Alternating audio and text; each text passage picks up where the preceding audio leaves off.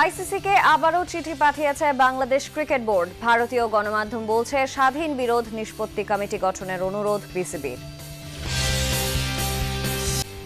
Honestly চেষ্টা করেছি দলের হয়ে কন্ট্রিবিউট করার। আমি বিশ্বাস করি যে যখনই যে দলে খেলে চেষ্টা থাকে যে সেরাটা দেওয়ার, সো দিতে পেরে ভালো লাগছে। বিশ্বকাপে বাংলাদেশের অংশগ্রহণের পক্ষে ক্রিকেট সাউথ আফ্রিকা। ক্রিকেট উন্নয়নে পারস্পরিক সহযোগিতা জোরদার করতে সমঝোতা স্মারক স্বাক্ষর। অনূর্ধ্ব ১৯ বিশ্বকাপে গ্রুপ পর্বের শেষ ম্যাচে বড় জয় বাংলাদেশের। যুক্তরাষ্ট্রকে হারিয়ে সুপার 6 নিশ্চিত যুবাদের। আইসিসিকে আবারও চিঠি দিয়েছে বিসিবি। টাইমস অফ ইন্ডিয়া বলেছে, ভারতে বাংলাদেশ দল ও সংশ্লিষ্টদের নিরাপত্তার ঝুঁকি পর্যালোচনা করতে ইন্ডিপেন্ডেন্ট ডিসপিউট রেজলিউশন কমিটি বা স্বাধীন বিরোধ নিষ্পত্তি কমিটি গঠনের অনুরোধ করেছে বাংলাদেশ ক্রিকেট বোর্ড। আইসিসির নিয়মে এমন কমিটি গঠনের সুযোগ আছে। এই কমিটির সিদ্ধান্তকে চূড়ান্ত ধরা হয়। নিরাপত্তা ঝুঁকির কারণে টি-20 বিশ্বকাপে ভারত থেকে বাংলাদেশের ম্যাচগুলো শ্রীলঙ্কায় সরিয়ে নেবার দাবি আইসিসিকে জানায় বিসিবি। কিন্তু বাংলাদেশের সেই যৌক্তিক দাবি বুধবারের আইসিসি সভায় খারিজ হয়ে যায়। বাংলাদেশকে ভারতে গিয়েই বিশ্বকাপ ম্যাচ খেলতে হবে, অন্যথায় বাদ পড়বে আসর থেকে জানিয়ে দেয় আইসিসি। চূড়ান্ত সিদ্ধান্ত নেবার জন্য বিসিবিকে আবার ২৪ ঘন্টার সময়ও বেঁধে দেয় ক্রিকেটের নিয়ন্ত্রণ সংস্থা। এই ঘটনার পর বিসিবির শীর্ষ কর্তা ও সরকারের মধ্যে সভা হয়েছে। ক্রিকেটারদের সাথেও আলোচনায় বসেছিলেন যুব ও ক্রীড়া উপদেষ্টা আসিফ নজরুল। বৃহস্পতিবার স্পষ্ট করেই জানিয়ে দেয়া হয়, বিশ্বকাপ খেলতে আগ্রহী বাংলাদেশ, তবে সেটা ভারতে গিয়ে নয়, শ্রীলঙ্কার মাটিতে। আইসিসির সাথে আলোচনা চালিয়ে যাবার ঘোষণা দেন বিসিবি সভাপতি আমিনুল ইসলাম বুলবুল। আমরা এখনো হাল ছেড়ে দিচ্ছি না। আমরা আবার আজকে কমিউনিকেশন করব আরও কিছু জিনিস নিয়ে এবং চেষ্টা করে যাচ্ছি যাতে আমাদের ছেলেরা বিশ্বকাপ খেলতে পারে। সেই আলোচনা চালিয়ে যাওয়ার প্রক্রিয়াটা কি বিসিবি স্পষ্ট করেনি, তবে শুক্রবার টাইমস অফ ইন্ডিয়া দিয়েছে সেই ধারণা। ভারতের এই গণমাধ্যমটি বলছে, আইসিসিকে আবারও চিঠি দিয়েছে বাংলাদেশ ক্রিকেট বোর্ড, যেখানে বলা হয়েছে ভারতে বাংলাদেশ দল ও সংশ্লিষ্টদের নিরাপত্তা ঝুঁকি পর্যালোচনা করতে ইন্ডিপেন্ডেন্ট রেজলিউশন কমিটি বা স্বাধীন বিরোধ নিষ্পত্তি কমিটি গঠন করা হোক। এখন প্রশ্ন হচ্ছে, স্বাধীন বিরোধ নিষ্পত্তি কমিটি কি?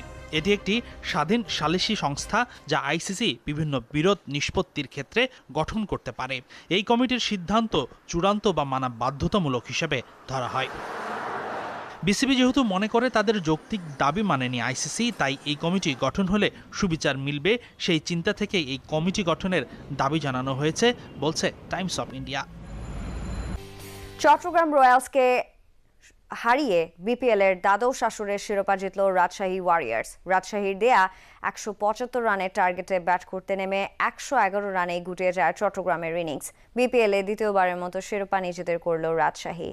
ফায়ারে টসে জিতে আগে বোলিং করে সুবিধা পেয়েছিল চট্টগ্রাম রয়্যালস। ফাইনালেও দলটার অধিনায়ক একই সিদ্ধান্ত নিলেন। এই ম্যাচে তার সিদ্ধান্তকে ভুল প্রমাণ করেন রাজশাহী ওয়ারিয়র্সের দুই ওপেনার সাহিবজাদা ফারহান ও তানজিদ হাসান তামিম।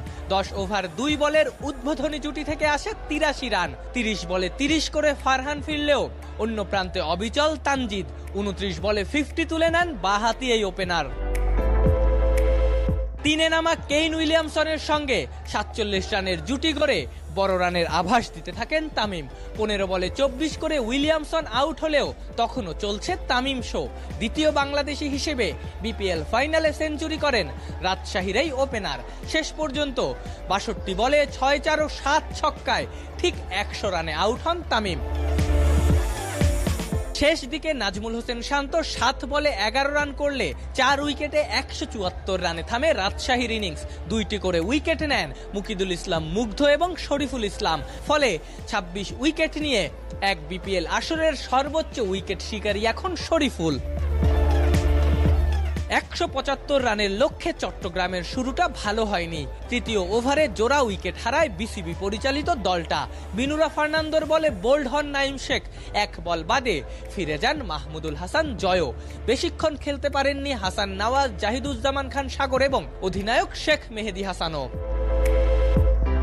এক প্রান্ত আগলে রেখে খেলে যাচ্ছিলেন মির্জা বেগও, কিন্তু তার চেষ্টাও যথেষ্ট হয়নি। 36 বলে 39 করে আউট হয়েছেন পাকিস্তানি এই opener.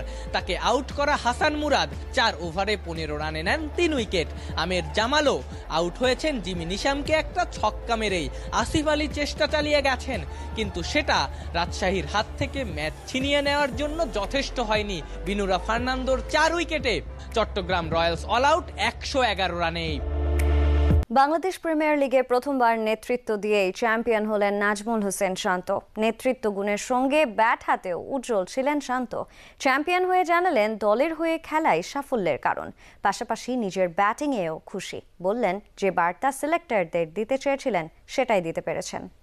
How it feels to become champion? আলহামদুলিল্লাহ। প্রথমবার ক্যাপ্টেন্সি করলেন বিপিএল এ, প্রথমবারই চ্যাম্পিয়ন, ম্যাজিকটা কি? কোনো ম্যাজিক না, প্রসেসটা ফলো করেছি, আল্লাহর রহমত ছিল। সো সবার মেহনত ছিল, কষ্ট ছিল, এবং শেষে আমরা জিততে পেরেছি, খুবই খুশি। ব্যাটসম্যান হিসেবেও থ্রু আউট দ্য টুর্নামেন্ট ভালো করেছেন, নিশ্চয়ই মেসেজটা দিতে পেরেছেন যে টি-20তে still you are capable of. কাউকে মেসেজ দিতে চাইনি, অনেস্টলি চেষ্টা করেছি দলের হয়ে কন্ট্রিবিউট করার। আমি বিশ্বাস করি যে যখনই যে দলে খেলে চেষ্টা থাকে যে সেরাটা দেওয়ার, সো দিতে পেরে ভালো লাগছে। আমার মনে হয় যে ইম্প্যাক্টফুল ইনিংসের কথা আমি বলেছি, আমি মনে হয় এটা করতে পেরেছি। যদিও ইমপ্রুভমেন্টে শেষ নাই, বাট আমার মনে হয় যে ইম্প্যাক্টের কথা আমি বলেছিলাম টুর্নামেন্ট শুরুর আগে, সেই ইম্প্যাক্টফুল ইনিংস আমি খেলতে পেরেছি। Thank you. দ্বিতীয় বাংলাদেশি হিসেবে বিপিএল ফাইনালে সেঞ্চুরি করেছেন তানজিদ হাসান তামিম। তামিমের সেঞ্চুরিতে ফাইনালে চট্টগ্রাম রয়্যালসকে উড়িয়ে দিয়েছে রাজশাহী ওয়ারিয়র্স। ফাইনালে 7টা ছক্কা মারা তামিম বলেছেন, ছক্কা মারা তার ন্যাচারাল প্রতিভা।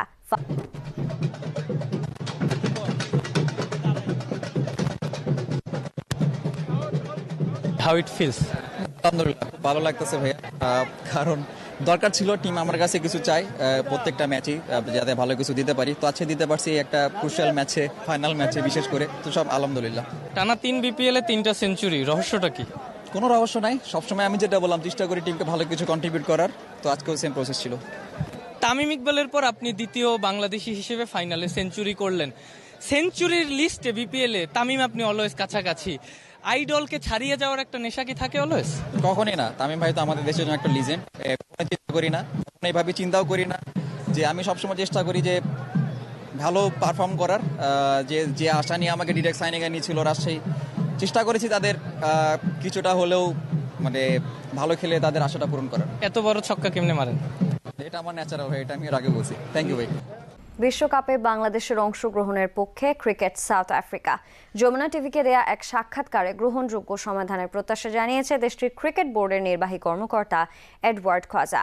পাশাপাশি ক্রিকেট উন্নয়নে পারস্পরিক সহযোগিতা জোরদার করতে বিসিবির সঙ্গে একটি সমঝোতা স্মারক স্বাক্ষর করেছে ক্রিকেট সাউথ আফ্রিকা। এটা খুবই দুর্ভাগ্যজনক, সব দলই বিশ্বকাপে খেলতে মুখিয়ে থাকে। বাংলাদেশের প্লেয়ারদের জন্য এটা বড় সুযোগ, তবে এখন এটা আর তাদের হাতে নেই। আমি মনে করি এই সমস্যা সমাধান হবে, আর আইসিসির পূর্ণ সদস্য হিসেবে বাংলাদেশ বিশ্বকাপেও খেলবে। চট্টগ্রামকে হারিয়ে এবার বিপিএল এর ফাইনাল জিতল রাজশাহী ওয়ারিয়র্স।